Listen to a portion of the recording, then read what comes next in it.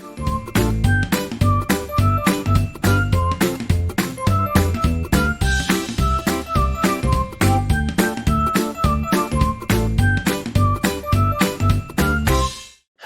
and welcome to this month's UKVS coaching session on humanity and war. My name is Denis and I'm a music teacher in UKVS. The reason I'm going to talk to you about this sensitive subject is because I'm experiencing the current war in Ukraine in a way that I'll explain in the end of this video. So let's have a look at what we're going to talk about today. First of all, being human is a given, but keeping our humanity is a choice.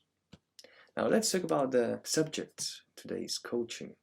We're going to talk about what is humanity, the sanctity of life, global challenges for humanity, the war, consequences of war, and we'll try and discuss and maybe find a better way how we can do better as a human race.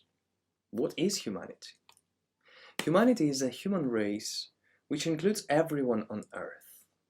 This is the first meaning of the word. The other one, maybe the most important one, is that it is also a word for the qualities and values that makes us human. It talks about us caring and being in a relationship, us loving and feeling compassion, being creative and honest, feeling integrity and be courageous. Also respect, appreciate, listen, be open, feeling empathy and love towards other human beings. Now, humanity is an important part of life that shows us how to understand other people's struggles and try to help them. Something that we refer to as stepping into someone's shoes. You've probably heard this before. When you try that, you look at the situation from a different perspective and you can take much wiser decisions, not based on negative feelings. You don't have to be a rich person or spend money really. It's a state of mind that helps you to observe the world around you and help the ones in need. So that brings me to the next topic about the sanctity of life. What is a sanctity of life? This term is used in religion and ethics and talks about the value of life that is not to be violated, that is considered holy and sacred. So with simple words, it can be described as right to life. And of course, all life is precious and valued. But it's not only referred to value of biological existence, but to a spiritual and virtue ethical way of how to use one's own physical existence and respect it. Now, human life was and is constantly in danger for different reasons, really. We live in a time when we face many global challenges, including the climate disasters, unhealthy industrial practices, polluted oceans, nuclear power growth, and a worldwide pandemic, just for starters, something that we experience all at this stage. The main reason that can affect the population and not just individuals are natural disasters and man-made and technological hazards. Let's talk about natural disasters. Those are naturally occurring physical phenomena, right? Not controlled by us, not directly, let me put it this way. So what types, what those can be? Geophysical. It's a hazard originated from solid earth. For example, an earthquake, landslide, and a volcanic activity. Second one is hydrological, caused by the currents, movement, and distribution of water on Earth. Floods, avalanches, etc. Climatological, those relate to the climate, such as droughts and wildfires. Meteorological, relating to weather conditions, such as cyclones and storms. There is another one that is called biological, caused by exposure to living organisms and their toxic substances or diseases they may carry, such as pandemic COVID-19 we all experience right now. Now let's talk about the next global challenge, right? Those are man-made and technological disasters. These are events that are caused by humans and occur in or close to human settlements. They include complex emergencies, conflicts, industrial accidents, transport accidents, environmental degradation and pollution. Probably the scariest of them all, man-made disaster, is war. War is what happens when language fails, and there's an amazing quote by Margaret Atwood. She's a Canadian poet, novelist, and activist. I couldn't agree more. When we can't find words to express ourselves and to find solutions to live in peace, war happens, right? So what is war? Oxford Dictionary describes it as a situation in which two or more countries or groups of people fight against each other over a period of time. So that's how a dictionary describes it, but in fact, it is something much worse, right? War is devastating. Perhaps no other war was as devastating as the Second World War. That war killed more people, destroyed more property, disrupted more lives, and had more far-reaching consequences than any other war in history. It brought about the downfall of Western Europe, some people say. I do agree with that. In my opinion, war is the epitome of what is wrong with human nature. War is a strange element in the civilization of modern humans. In this day and age, we're constantly taught to cultivate love for other human beings, from the time we're babies. Think about it. Our parents always teach us how to love and be playful and coexist with others. And yet war seems to be a necessary evil. So just for a second, think about it logically. War is a social, not biological phenomenon, and arises from decisions by people in power, mainly by those people. Political and military leaders. Those people are usually the ones that want to settle the argument with war. So, what are the effects of war on society? Or, what are the consequences of war? Loss of life. This is probably the most important one, the one that we should always keep in mind, and it is very much connected with the sanctity of life we talked about before. It's a long-term physical and it gives a long-term physical and psychological harm to children and adults, and this is probably the important one as well.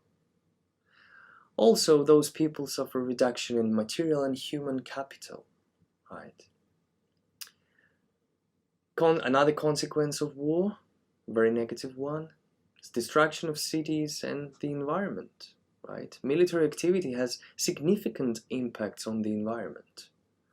Those produce extensive amounts of greenhouse gases that contribute to climate change, pollution, and of course waste of resources. Next we have the positive consequences of war. If we can just for a second concentrate on those, just maybe to try and understand why wars happen. So one of the consequences, positive outcomes, can be defeating governments, expanding land and resources. Maybe the goal is to advance in technology and medicine. And of course, war usually reduces the unemployment because people are very busy to get ready for war and be at war. But even the winners of war suffer to reconstruct their infrastructure, deal with the increased prices, higher taxes, and low quality of life, really. War can supposedly provide noble and admirable jobs that teach young people valuable lessons, build character, and train good citizens. In fact, everything good found in war training and participation can be created without war. True winners. Let's talk about the true winners of war. So, first of all, you can see chess on the picture, right? With only one standing figure. War is not a game, though. War is not a game people play to win prizes or gain recognition for their skill. After one side surrenders and the treaty is signed, one side does go home feeling like a winner. But for every soldier who comes home safe and sound, there is a family who is suffering a great loss on the other side. There are no true winners because of that. Both sides suffer irreplaceable losses. For this reason, there are no true winners in a war. Some people may feel that they came out of the war victoriously, but as Agatha Christie once said, to win a war is as disastrous as to lose one. So, let's try and get positive. Let's try and feel some hope, to understand if we can do better and how humanity can come together, become stronger, and indeed do better. So first of all, providing aid is a great help, any kind of aid. Charitable work that will support people in need, affected by war. And one of the very important ones is support for refugees, is to accept refugees into the country. Remember that refugees left everything behind them, and most of them just want to wait somewhere safe for the war to end and then go back home to rebuild their lives. Now, war itself is a very well-built mechanism that worked for centuries. Now, in my opinion, we just need to create another one to learn how to live in peace, right? It seems like hundreds of years ago the purpose of war was conquering the world. The purpose of war today seems to be to force each other to see from their point of view. What are we fighting over? Are the country's laws? Money? Religion? Terrorism? If we're fighting terrorism, then we should acknowledge that we're not fighting a country. We're fighting an organization. We should take extra precautions to not to kill people we're trying to save from terrorism. We're basically just killing thousands of people until we all come to an agreement which may never happen.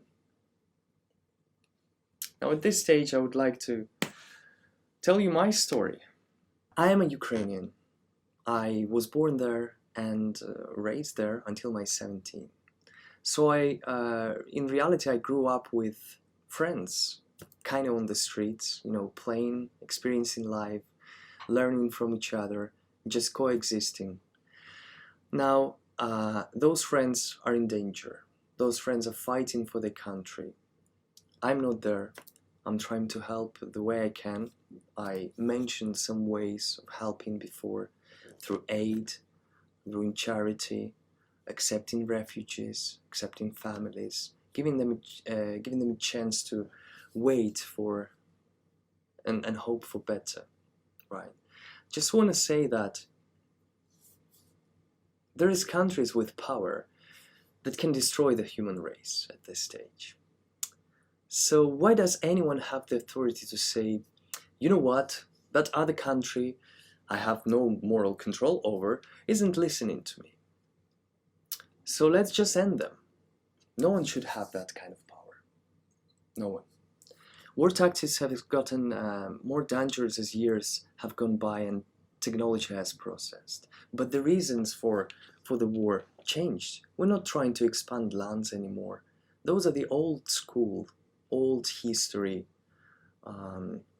reasons. We can do better. Our reasons for fighting have gotten weaker, and it's time for changing the world without bombs and threats.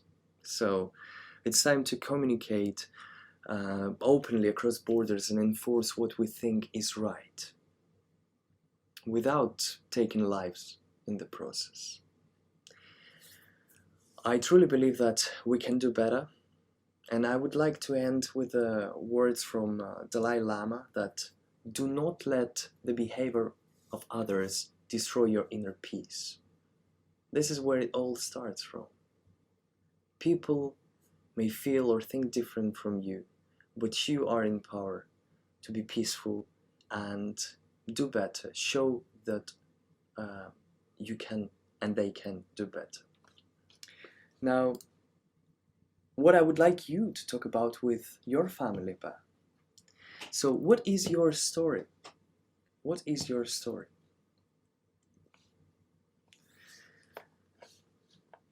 So, have a discussion with your relatives and figure out your family's story.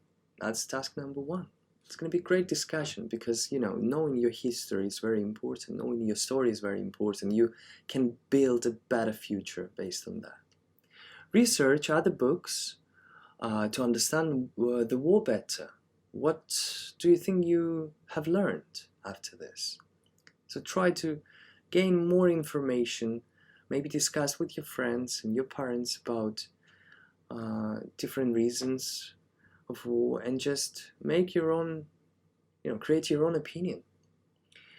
Now, task number 3, what's been your family's journey? Were they involved in war? I hope not. But if they were at any point of your family tree story, you should know about that. You should know about your history. And task number 4, find out what charities you can donate and reach out to that help people affected by war. It's always good to do good, so do it. Be yourself and be well, lovely people. Until the next time, all the best. Be safe.